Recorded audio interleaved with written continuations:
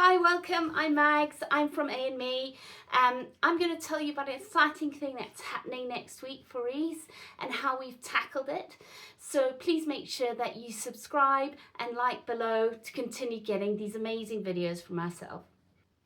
So next week, Rhys is going on what we call a residential trip or a trip away with school. This is quite a long one. He's going from Monday to Friday, so 5 days and 4 nights, which is absolutely terrifying. So I'm just packing his bag and going through all the normal lists, checking he's got everything, labeling every single thing in there, which is great fun with a Sharpie in my case. So he's all packed, but I want to tell you how we've made this possible. So Rhys has been on school trips now. This is trip number 4. So we've had 3 goes at it, and I'm pretty much sorted on how this all happens. Every trip a child goes on with school is pretty scary for a parent. You're handing your child over to obviously teachers that you know, but there's so many things that come into play, from just being away, all those amazing things, and that family atmosphere for those nights is replaced by someone who they only know from school. Now that's the case when your children are neurotypical, and I have neurotypical children, and tackling homesickness, independence, etc. But Rhys is autistic, so this leads to so many more questions and so many more challenges that make these sort of trips often impossible for children like Rhys. So as I said, he's been 3 times, 4th time. So I want to take you through the process that we have gone through to allow this to happen.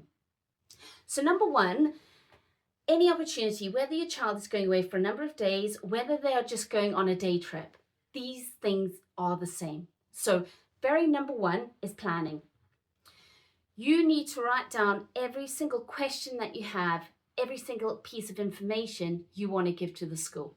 So that's from looking at what they are going to be doing, all that information you've been provided, but then physically write down everything you want to discuss and everything that you want to communicate with the school.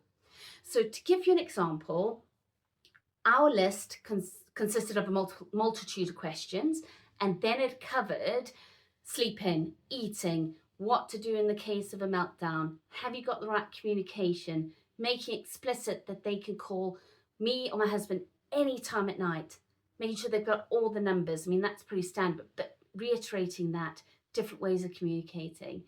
And also all the routines, what his comforts are, what you normally do, what the no's are, what the yeses are, etc., along with all the questions.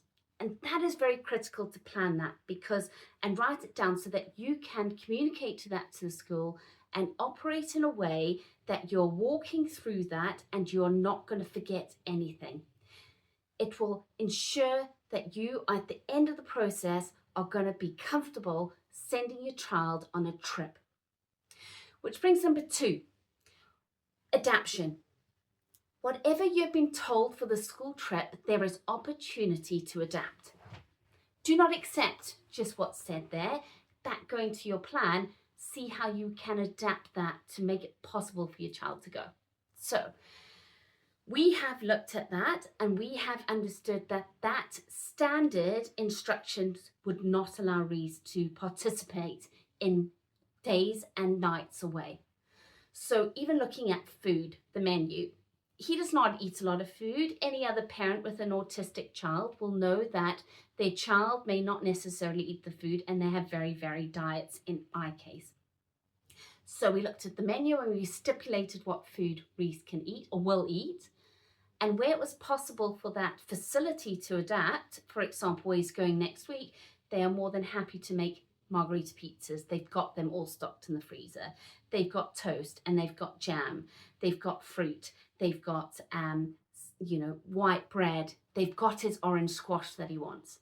But they don't have rice cakes. They don't have hot cross buns. They don't have pink lady apples, which are the only apples he eats. How are we adapting? We are sending those items with him, and the school will take some of that food in a little lunchbox or leave it in the kitchen so they can provide it to Rhys.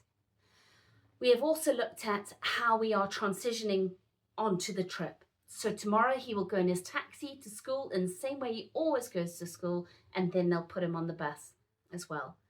I've had conversations with the school to raise my concerns, and one of them was, who is going with him? I want to talk to that person who's going with him.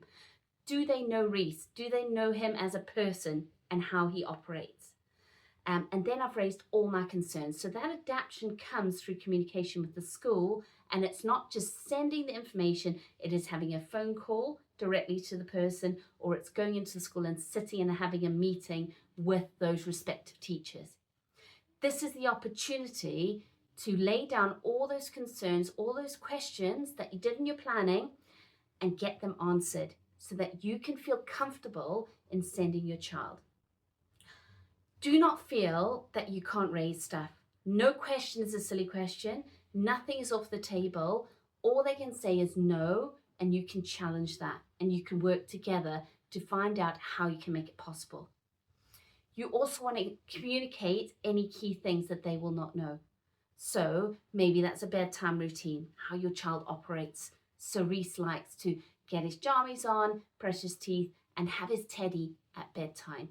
Other children that I know need an iPad to regulate and go back to sleep. Again, electronics are normally banned on trips. No, have the discussion, how can that be possible? So make sure you go through all that with the school. And number 3 in the plan is your feeling in your gut.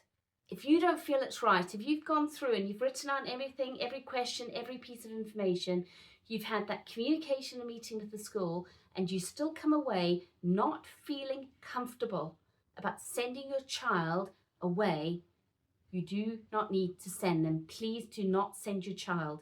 You've got to feel comfortable about sending your child and having everything answered, understood, accepted, and you've handed everything over to that person who is going to be caring for your child.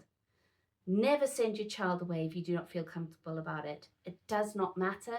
And also, if you feel your child is not ready for it, do not do it. But hopefully with these steps, you will feel a lot more comfortable and you'll be able to send your child. So please make sure you like and subscribe below to find out how the trip goes next week with Rhys being away.